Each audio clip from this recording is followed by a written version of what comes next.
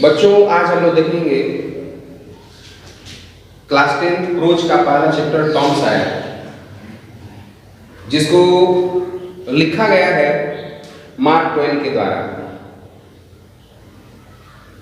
Mark Twain जिनका जन्म 1835 में हुआ था तथा इनकी मृत्यु 1910 में हुआ था, जो कि बहुत बड़े अमेरिकन राइटर थे। और उन्होंने बच्चों के ऊपर, बच्चों के जीवन के ऊपर, बच्चों के जीवन में जो छोटी छोटी जो नादानियाँ होती हैं, जो बचपना होता है, उसके बारे में उन्होंने बहुत सारी किताबों को, कहानियों को लिखा। कुछ लोगों का ये भी मानना है कि मार्क ट्वेन ने स्वयं अपनी आपबीती को ही अपनी कहानियों के अंतर्गत लिखा है। तो जो भी हो, हम लोग यहाँ पे टॉम सायर जो कि मार्क ट्वेन के द्वारा लिखी हुई जो पहला चैप्टर है, उसके बारे में हम लोग पढ़ेंगे। और इस चैप्टर से हम लोग बहुत कुछ सीखेंगे, बहुत कुछ जानेंगे। बहुत सारी चीज़ें इसमें, बहुत सारी ऐसी भी चीज़ें हैं जो कि आपको हंसाएंगी, और बहुत सी ऐसी भी चीज़ें हैं जो कि आपको आश्चर्यचकित करेंगी।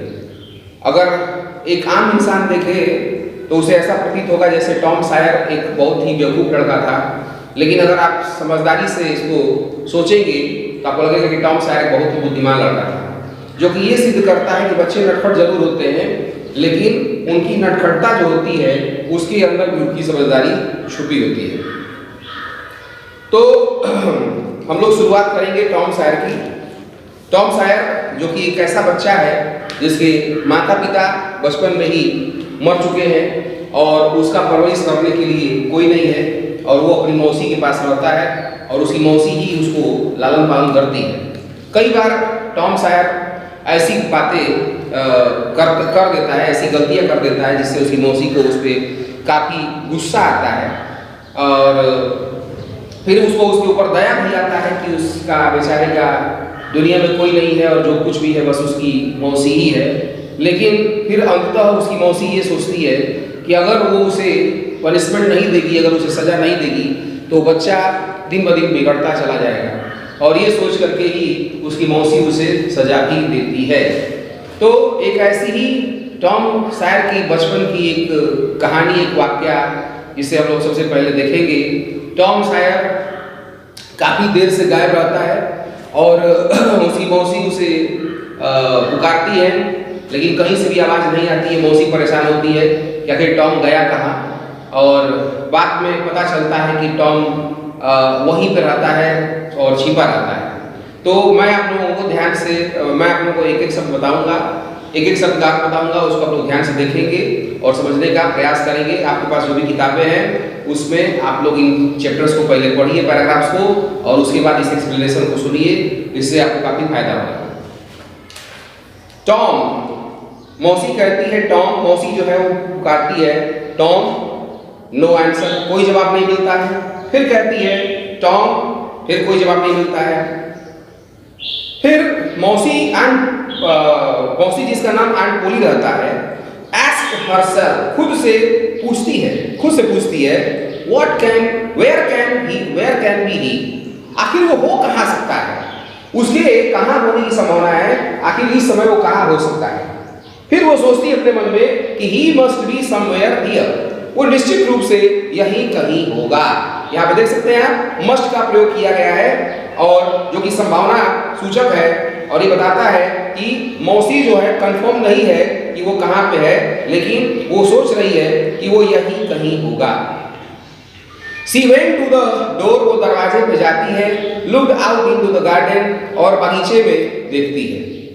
वो दरवाजे पर जाती है और बाहर जो बगीचा रहता है वहां पर देखती है, एंड देन शाउटेड अगेन, और फिर से पुनः चिल्लाती है टॉम टॉम, फिर से पुनः टॉम का नाम लेकर के बार बार चिल्लाती है कि भाई टॉम तुम कहाँ हो, टॉम टॉम। लेकिन अफसोस कोई जवाब नहीं मिलता है, नो आंसर, कोई जवाब नहीं मिलता है। The old lady stood there, बूढ़ी औरत वहीं पे खड़ी रहती है, थॉटफुली, बड़े गंभीरता पूर्वक। थॉटफुली मतलब होता है बड़ी गंभीरता से, गंभीरता पूर्वक, यानी कि सोचते हुए, विचार करते हुए, ऐसे ऐसे सोचते हुए कि आखिर वो है कहाँ।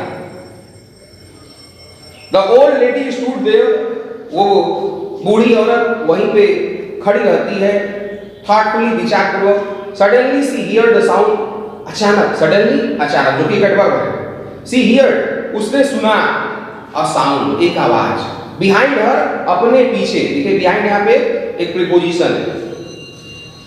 Here the sound, behind her, उसने अपने पीछे का आवाज सुना। सी टर्न्ड अराउंड, वो तेजी से मुड़ती है, वो तेजी से मुड़ती है, क्विकली, तेजी से, जो कि एक एडवर्ब है, वो तेजी से मुड़ती है। There was Tom near the cupboard door, Tom वहीं पे खड़ा था, नियर, नजदीक, द कबर्ड डोर, दरवाजे के, जो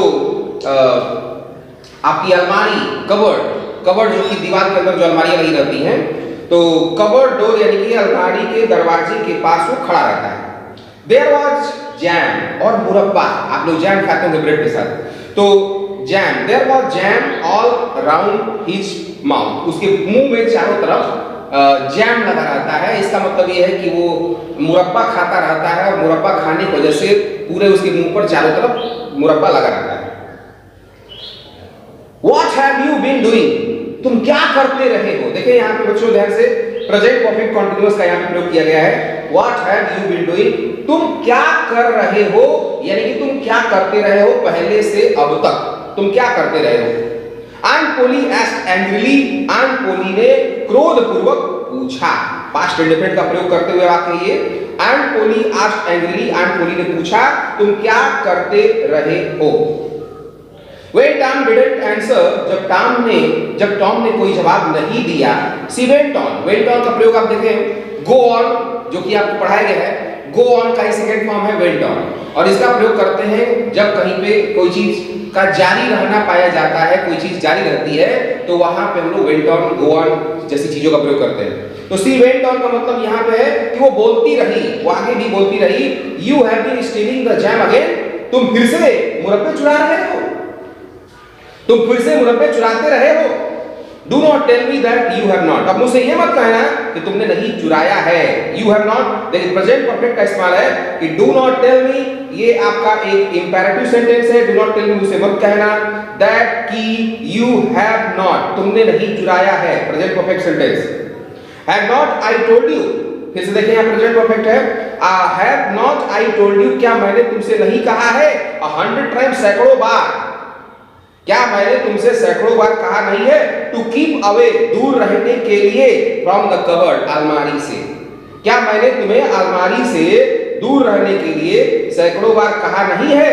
ये मौसी ने डांटते हुए पूछा, उसे चेताते हुए, उसे चेतावनी देते हुए, उसे धमकाते हुए कि क्या मैंने तुमसे सैकड़ों बार अलमारी से दूर रहने के लिए नहीं कहा?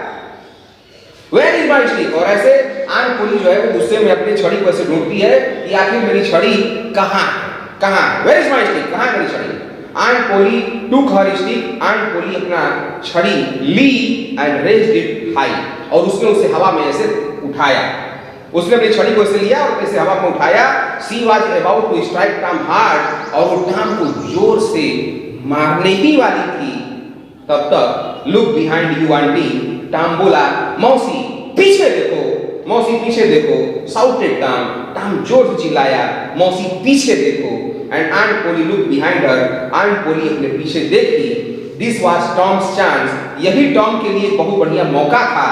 ही रश्ड आउट, वो तेजी से भागा, आउट मतलब बाहर, ऑफ द हाउस, घर के, वो तेजी से घर के बाहर भाग गया।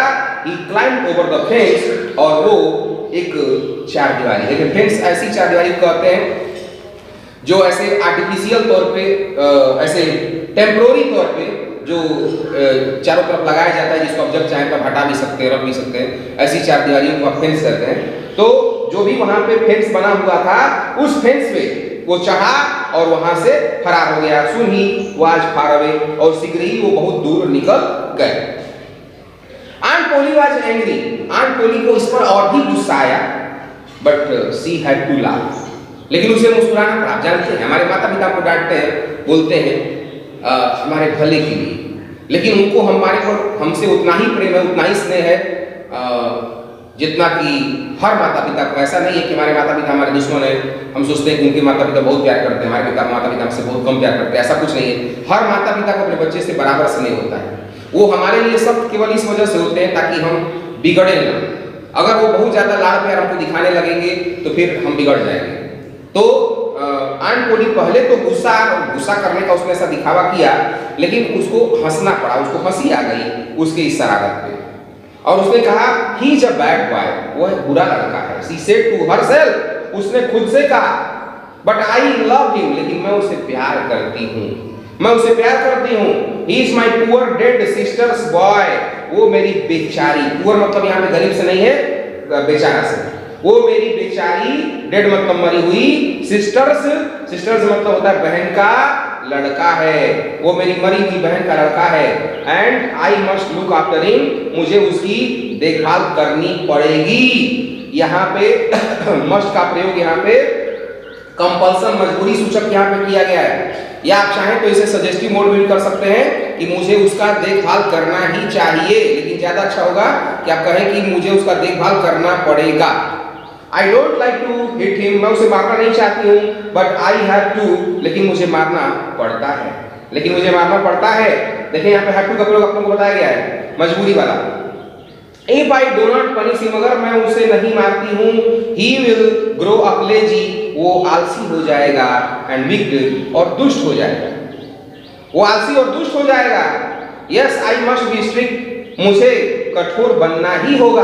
आंट पोली साइड, और आंट पोली ने ऐसे आ भर के बोला कि मुझे उसे उसके प्रति कठोर बनना ही पड़ेगा। उसने ऐसा कहा। I shall have to punish him, मुझे उसको सजा देनी पड़ेगी for stealing the jam, jam चुराने के लिए। बट हाउ, लेकिन कैसे? आई नो, मैं जानती हूँ। टुमारो इज सैटरडे, कल शनिवार है।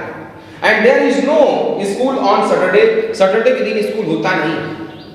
जैसे हमारे यहाँ जब अक्सर आप देखते हैं कि संडे के दिन छुट्टियाँ होती हैं, लेकिन बहुत से विदेशों में या फिर इंडियन बहुत से स्कूलों में भी सैटरडे और संडे 2 दिन की छुट्टियाँ की जाती हैं। या बहुत से ऐसे देशों में, जैसे आप नेपाल चले जाएंगे तो वहाँ पे ऑफिशियल जो हॉलीडे है वो शनिवार है। जैसे आपके रविवार की छुट्टी रहती है तो वहाँ पे शनिवार की छुट्टी रहती है। तो जिस तरह की भी छुट्टी हो, शनिवार को वहाँ के बच्चों की छुट्टी रहती है। तो आंट पोली ने कहा कि the next day was Saturday, अगला दिन शनिवार था। स्कूल वाज शट, स्कूल बंद था। All the boys in the village were free, सारे गांव के जितने भी लड़के थे सब के सब आजाद थे, स्वतंत्र थे, कोई काम करना नहीं था, होमवर्क वगैरह। It was a beautiful day, बहुत ही खूबसूरत दिन था। सूरज जो था एकदम चमचमाते हुए निकला हुआ था। आप जानते हैं कि जब जाड़े के दिन में जब सूरज निकलता है कितना अच्छा लगता है। And the birds were singing, चारों तरफ चिड़ियाएं गीत गा रही थी। The trees and flowers looked so fresh and lovely, सारे के सारे जो पेड़ थे और जो फूल थे उस दिन सबके सब बड़े ही प्यारे और खूबसूरत दिख रहे थे। Tom of course wanted to go for swimming, और उसके सारे के सारे टॉम के सारे दोस्त जो थे वो तैरने जा रहे, कोई खेलने जा रहा था, कोई तैरने जा रहा था, और टॉम भी अपने दोस्तों के साथ जाना चाहता था तैरने। All the other boys were going, जैसा कि सारे लड़के जा रहे थे इसलिए टॉम भी जाना चाहता था, टॉम भी जाना चाहता था।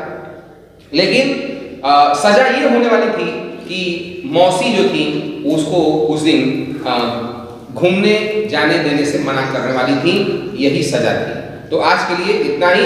अगला जो पैराग्राफ है वो हम लोग अगले वीडियो में देखेंगे।